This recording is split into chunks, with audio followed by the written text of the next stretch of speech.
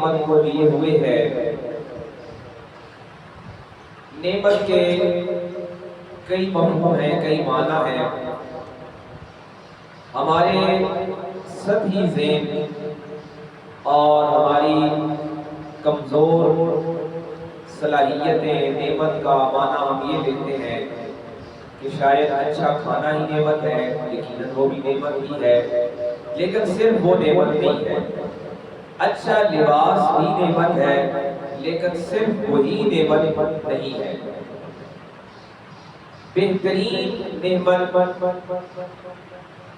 وہ ہدایت ہے، ایمان کی دولت ہے۔ اور اگر اسی تسلسل میں دیکھا جائے تو بالخصوص امت مصطفیٰ کے لیے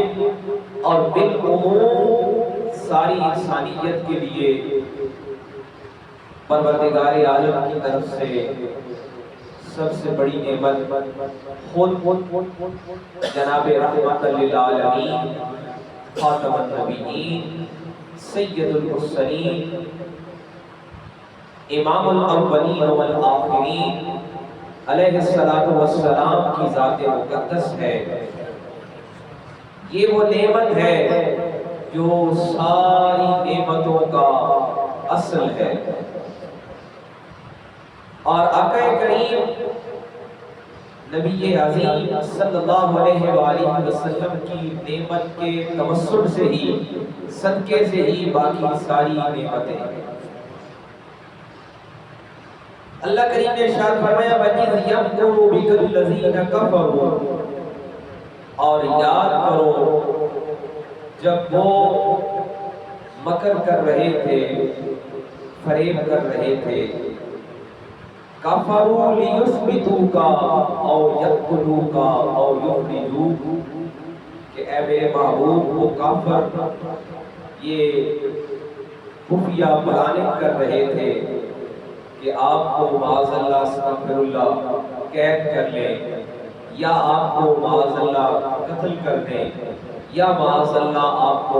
آپ کے گھر سے نکال دیں۔ وَيَمْكُرُونَ وَيَمْكُرُ اللَّهُ، اور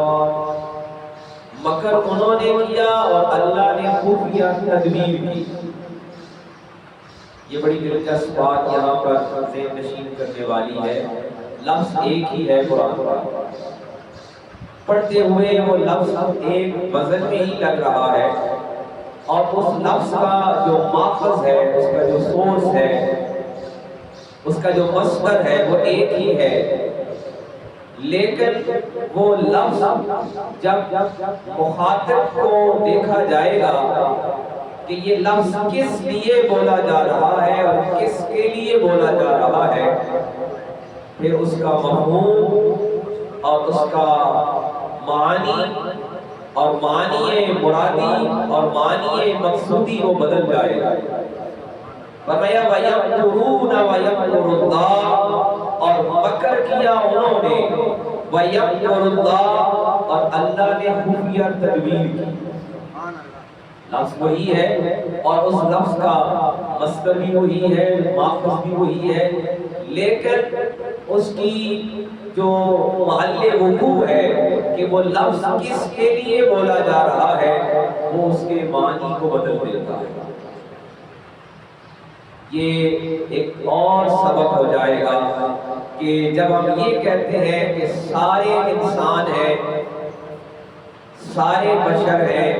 سارے کھاتے پیتے ہیں، تو چند الگ کیوں ہو جائیں؟ تو یہ ایسے ہی ہے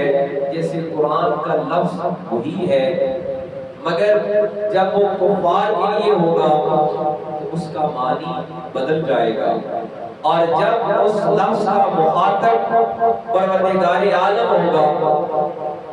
تو پھر اس کا معنی اور اس کا مفہوم اور اس لفظ کے استعمال کو بدل دے گا۔ کہ یہ وَيَمْكُرُونَ، انہوں نے مکر کیا، ظاہر ہے مکر ایک خصلت ہے، ایک بری عادت ہے، ایک سفلی کام ہے، ایک سطحی کام ہے، اور اس کی نسبت کفار سے ہے، مخلوق اور مخلوق میں سے بھی کفار کے ساتھ ہے۔ وَيَمْكُرُ اللَّهُ، اور اللہ کے لیے کیا ہے؟ خفیہ تدبیر، کہ اللہ نے پھر خفیہ تدبیر کی۔ وَاللَّهُ خَيْرُ الْمَاكِرِينَ، اور اللہ بہترین خفیہ تدبیر کرنے والا۔ حاضرین مکرم، مفسرین کرام نے اسی آیت مبارکہ پر لکھا کہ جب آقا کریم امام الانبیاء صلی اللہ علیہ وآلہ وسلم مکہ شریف میں آپ پر تنگی بڑھ گئی، آپ کے لیے عداوت اور نفرت بڑھ گئی، اور یہ بات بھی یہاں پہ سمجھنے والی ہے کہ جب بندہ حق کی بات کرتا ہے، کوئی بندہ بھی چاہے جائے کہ وہ حضرات انبیاء کرام ہوں، جب حق کی بات کرتا ہے تو اس کی مخالفت ہوتی ہے۔ حضرت مولا کائنات مولا علی فرماتے ہیں کہ جب تمہارے سے سارے لوگ راضی ہیں تو سمجھو کہ پھر تمہارے عمل میں کہیں جھول ہے۔ جب تم حق کی بات کرو گے تو تمہاری دشمنیاں بھی بنے گی، عداوتیں بھی بنے گی، اور تمہارے لیے نفرت بھی بنے گی، کیونکہ حق کو پسند کرنے والے کم ہوتے ہیں۔ حق کا اظہار جب کرو گے، سچی بات کرو گے، تو تمہیں مخالفتوں کا سامنا ہوگا، اور سب سے بڑی مثال خود جناب رحمت للعالمین خاتم النبیین امام الانبیاء صلی اللہ علیہ وآلہ وسلم کی ذات مقدس ہے کہ وہی مکہ ہے، اور جہاں پہ قریش کا قبیلہ اپنا اصل و رسوخ رکھتا ہے، تجارت میں، سیاست میں، ہر لحاظ سے وہ بیت اللہ شریف کے متولی بھی ہیں، منتظم بھی ہیں، اور اس کے باوجود جب نبی آخر الزمان امام الانبیاء صلی اللہ علیہ وآلہ وسلم کلمہ حق کہتے ہیں اور حکم الہی پہنچاتے ہیں اور اپنی رسالت کا پیغام پہنچاتے ہیں، تو عداوت، دشمنی، نفرت، یہ ساری چیزوں کا سامنا کرنا پڑتا ہے۔ اور پھر ایک مرحلہ آتا ہے، مفسرین کرام نے لکھا کہ انہوں نے ایک اکٹھ کیا قریش مکہ کے سرداران نے کہ یہ معاملہ تو رک نہیں رہا ہے، تو اس کا کوئی مکمل سد باب کیا جائے، خاتمہ کیا جائے، اور یہ تینوں باتیں وہاں ڈسکس ہوئی۔ لیثبتوا کا ایک نے رائے دی کہ ہم ان کو ان کے گھر میں قید کر لیتے ہیں، یہ کسی اور اکیلے مکان میں ان کو بند کر لیتے ہیں، جو ان کو دیکھتا ہے وہ ان کا ہو جاتا ہے، جو ان کی بات سنتا ہے وہ ان کا ہو جاتا ہے، ان کی آواز جس کے کان میں پڑتی ہے وہ ان کا ہی ہو جاتا ہے۔ لیثبتوا کا مفسرین کرام نے لکھا کہ وہ سارے سردار اکٹھے ہوئے اور انہوں نے کہا کہ ہم معاذ اللہ استغفر اللہ ان کا مکمل کوئی خاتمہ کرتے ہیں، اپنی اپنی رائے، باقاعدہ نام آئے ہوتے۔ ایک نے کہا کہ ہم ان کو الگ قید کر لیتے ہیں، کوئی ان سے ملے نہیں، کوئی ان کی بات سنے نہیں، کوئی انہیں دیکھے نہیں، جو ان کو دیکھتا ہے وہ بھی ان کا ہو جاتا ہے۔ اللہ اکبر، کیا ہی کمال رب کی عطا ہے کہ جو بات سنتا ہے وہ بھی ان کا ہو جاتا ہے، جو ان سے ملتا ہے وہ بھی ان کا ہو جاتا ہے، اور جو صرف دیکھتا ہے وہ بھی ان کا ہو جاتا ہے۔ اب دشمن سوچنے پر مجبور ہے کہ کوئی تدبیر کام نہیں کر رہی، کوئی ہیلا نہیں چل رہا، تو ایک کہتا ہے کہ لیثبتوا کا، رب نے اس کو قرآن مجید کی آیت کا حصہ بنایا۔ ایک نے رائے دی کہ ان کو قید کر لیا جائے، اور دوسرا کہتا ہے کہ نہیں، یہ ایسے کام نہیں چلے گا، ان کے جو دیوانے ہیں، جو ان کے فرما بردار ہیں، جو ان کے ساتھ والے ہیں، وہ ان کو پھر ڈھونڈ نکالیں گے۔ دوسرا کہتا ہے او یقتلوا، چلو ایسے کرتے ہیں، کوئی بہادر ڈھونڈتے ہیں جو سب سے دلیر ہے، اس کو یہ کام دیتے ہیں اور اس کو بہت سارا انعام دیں گے، اعلان کرتے ہیں کہ باقاعدہ روایات موجود ہیں۔ انہوں نے کہا کہ ہم 100 اونٹ، اس دور کی بڑی قیمتی سواری،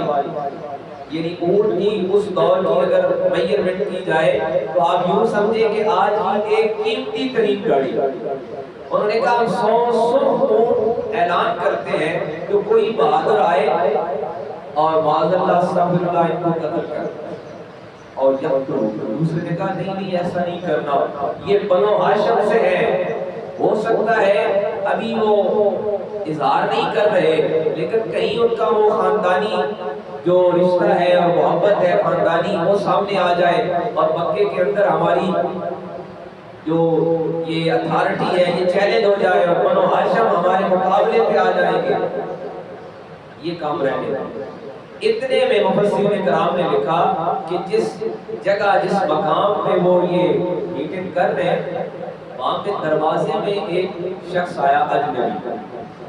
اس کو مفسرین کرام نے نام دیا شیخ نجدی کا، اس لیے کہ اس کا لباس مکے کا نہیں تھا، اس کا حلیہ گیٹ اپ اس کا مکے والا نہیں تھا، قریش والا نہیں تھا، ہے اعرابی لیکن قریش ویسے نہیں ہے، اجنبی ہے، وہ ان کی باتیں سن رہا ہے اور ساتھ ساتھ اپنی رائے بھی دے رہا ہے، نہیں یہ نہیں کام کرو یہ درست نہیں ہے۔ اب ایک تیسری رائے آئی تو وہ بھی درمیان میں وہ اجنبی بھی ان کے اس میں بول رہا ہے، رائے دے رہا ہے، وہ جو رائے دیتے ہیں اس میں وہ بھی اپنی رائے شامل کرتا ہے، پھر کہتا ہے کہ یہ جو تم نے بات کی ہے نا کہ ان کو قید کر لیں یہ بھی درست نہیں ہے، یہ جو تم نے کہا ہے کہ انہیں قتل کر دیں یہ بھی درست نہیں ہے۔ اب وہ سارے اس کی طرف متوجہ ہو گئے کہ اجنبی اب تو بتا کہ ہم کیا کریں، تو بڑا کوئی معتبر لگتا ہے، ہماری باتیں بڑی غور سے سن رہا ہے، اب تو بتا کہ ہمیں کیا کرنا چاہیے۔ وہ کہتا ہے کہ میں ایک رائے تمہیں بتاؤں، ایسے کرو کہ سارے اکٹھے ہو کے نا، سارے جو گھر ہیں قریش کے آگے جو شاخیں ہیں قبیلے ہیں سارے اکٹھے ہو کر ایک ایک بندہ اکٹھا کرو تاکہ 50-100 بندہ اکٹھا ہو جائے اور سارے رات کو تلواریں لے کر ان کے گھر پہ حملہ آور ہو اور تاکہ ان کا قتل ہو جائے اور کسی پر الزام بھی نہ آئے اور کوئی گھر درمیان میں سے نکلے بھی نہیں کیونکہ سارے اس میں شریک ہوں، اور تاکہ دیت دینا پڑے، زمانے میں اس زمانے میں بھی دیت کا رواج تھا، تو دیت دینا پڑے تو وہ بھی ساروں پہ تقسیم ہو کے آئے، قصاص دینا پڑے تو وہ بھی ساروں پہ تقسیم ہو کے آئے، سارے قریش اپنا ایک ایک بہادر جوان دے۔ انہوں نے کہا ہاں یہ تیری رائے بڑی اچھی ہے۔ اب ادھر یہ ہو رہا ہے جس کو قرآن کہتے ہیں وَيَمْكُرُونَ، ادھر یہ مکر ہو رہا ہے، یہ انسانی سطحی سفلی گھٹیا پلاننگ ہو رہی ہے۔ وَيَمْكُرُ اللَّهُ، اور اللہ کا کلام کہتا ہے کہ ادھر اللہ کی خفیہ تدبیر ہو رہی ہے۔ حضرت جبریل امین تشریف لائے اور آقا کریم علیہ السلام کو حکم ہوا کہ جناب سیدنا صدیق اکبر کو اپنا شریک سفر بنائیے اور آج کی رات میں ہی اپنے بستر پہ مولا علی کو سلائیے۔ اللہ اکبر، اب یہ دونوں انتخاب بحکم الہی ہے کہ جناب سیدنا صدیق اکبر آقا کریم علیہ السلام کے اس جان لیوا سفر میں شریک سفر ہے اور جناب حیدر کرار اس بستر پر ہے جس بستر پر قریش کے ہر مکے کے ہر گھر سے ہر قبیلے سے ایک ایک بہادر جوان رات کو حملہ آور ہونے کے لیے تیار ہے۔ اور پھر اسی رات کے بارے میں جب بعد میں وقت گزر گیا اور یہ سارا معاملہ کھل گیا تو جناب مولا علی المرتضیٰ سے کسی نے پوچھا کہ آپ کوئی رات اطمینان سے سوئے ہیں؟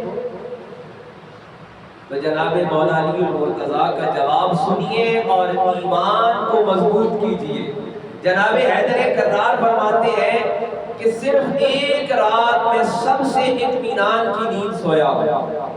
کہ جس رات مجھے یقین تھا کہ آج صبح میں نے ضرور دیکھنی ہے، مگر نہ کسی کو نہیں پتا کہ کس نے کون سی صبح دیکھنی ہے اور نہیں دیکھنی۔ سوال کرنے والے نے پوچھا کہ کون سی رات ہے جس کے بارے میں آپ نے یہ سوچا ہے کہ آج کی صبح مجھے ضرور ملے گی؟ تو مولا علی المرتضیٰ فرماتے ہیں کہ وہ رات جب میرے کریم آقا نے اپنے اس بستر نبوت پہ اپنے بستر نبوت پہ مجھے سلایا اور حکم دیا کہ علی میرے بستر پہ سونا ہے اور صبح اٹھنا ہے اور امانتیں لوٹانی ہے، مجھے یہ یقین تھا کہ صبح سورج اگر دوسری سمت سے بھی نکل آئے میں بستر نبوت پر ہوں، میں نے صبح ضرور دیکھنی ہے، کیونکہ آج وما ینطق عن الہوا والی زبان سے یہ فرمان جاری ہوا ہے کہ علی تو نے صبح اٹھنا ہے، امانتیں لوٹانی ہے، لہٰذا یہ صبح میری زندگی میں ضرور ہونی ہے۔ آج کی رات میں موت واقع نہیں ہو سکتی، اس لیے کہ میرے آقا کی اس مقدس زبان حق ترجمان سے ادا ہو گیا ہے کہ علی تو نے صبح جاگنا ہے۔ تو بستر نبوت پہ جو نیند آئی ہے، مولا علی المرتضیٰ فرماتے ہیں ایسی نیند کبھی زندگی میں کسی رات میں نہیں آئی۔ عزیز مکرم، جب یہ معاملہ ہوا اور آقا کریم علیہ السلام حکم الہی سے مکہ سے جب ہجرت کرتے ہیں اور جناب سیدنا صدیق اکبر کے ساتھ شریک سفر ہوتے ہیں، اور وہ سفر بھی قربان جائیے کیسا سفر ہے جس کو قرآن نے کہا ثانی اثنین اذ ہما فی الغار اذ یقول لصاحبہ، قرآن نے ایک ہی مرد کو صحابی رسول کہا ہے اور وہ جناب سیدنا صدیق اکبر کی ذات مبارک ہے کہ جب ثانی اثنین اذ ہما فی الغار، کہ جب وہ دو غار میں تھے تو انہوں نے اپنے ساتھی سے کہا اذ یقول لصاحبہ لا تحزن، میرے دوست آج غم نہ کر، ان اللہ معنا، ہم دو ہیں اور ہمارے ساتھ اللہ ہے۔ جناب سیدنا صدیق اکبر نے عرض کیا کہ اے میرے آقا ہم دو ہیں اس ویران غار میں اور قریش ہماری تلاش میں ہے، ہماری گردنیں اڑانے کے لیے تیار ہیں، ان کے سوار نکل چکے ہیں اسی 100 اونٹوں کے لالچ میں، اور جہاں ہمیں پائیں گے وہ ہماری گردنیں اڑانے کے لیے تیار ہیں۔ رب کا کلام کہتا ہے کہ ثانی اثنین اذ ہما فی الغار اذ یقول لصاحبہ لا تحزن، اس وقت آپ نے اپنے دوست سے کہا، کس سے کہا؟ اپنے دوست سے کہا ان اللہ معنا، کہ اللہ ہمارے ساتھ ہے۔ عزیز مکرم، سورۃ الانفال کی آیت نمبر 30 ہمیں یہ بتا رہی ہے کہ حکم الہی اور اطاعت رسول میں ہی بقا ہے۔ اب دیکھیں دونوں حالتیں، ایک طرف وہ بستر نبوت ہے جس پر سارے مکہ کے ہر گھر سے ایک ایک بہادر جوان تیار کر کے بھیجا گیا ہے کہ آج وہ بستر ہے، اس کی نشاندہی کر دی گئی ہے اس مکان کی، اس بستر کی، کہ اس بستر پر جو سو رہا ہے اس کا آج خاتمہ کر دینا ہے۔